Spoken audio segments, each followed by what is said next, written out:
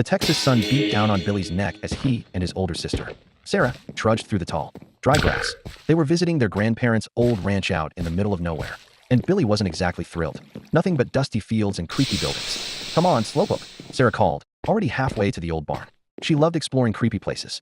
Billy not so much. The barn door groaned open like a monster yawning as Sarah pushed it. Dust motes danced in the slivers of sunlight that peeked through the gaps in the wood. It smelled like old hay and something else. Something a little bit musty and unsettling. "Isn't this cool?" Sarah whispered, her eyes wide. Billy just shrugged, fiddling with the hem of his t-shirt. Cobwebs hung like spooky decorations in every corner. Old tools lay scattered about, their metal surfaces rusted and dull. In the back, hidden in shadow, was a large, dark shape. "What's that?" Billy asked, his voice a little shaky. Sarah crept closer. "Looks like an old well."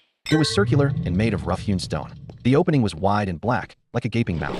A chill seemed to drift up from inside, even though the barn was stuffy. "Don't get too close," Billy warned, taking a step back. Of course, Sarah didn't listen. She leaned over the edge, peering into the darkness. "I can't see the bottom," she said, her voice echoing slightly. Suddenly, a low, raspy sound drifted up from the well.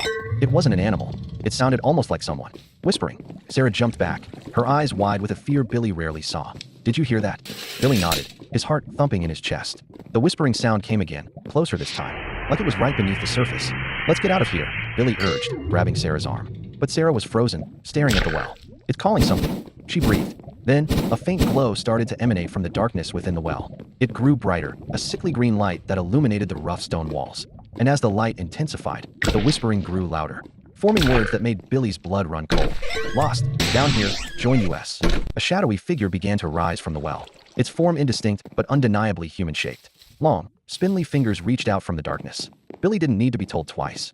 He yanked Sarah with all his might, and they scrambled out of the barn. The horrifying whispers and the eerie, green glow chasing them into the bright Texas sunlight. They didn't stop running until they reached the safety of their grandparents' house. The image of the shadowy figure and the chilling whispers forever burned into their minds.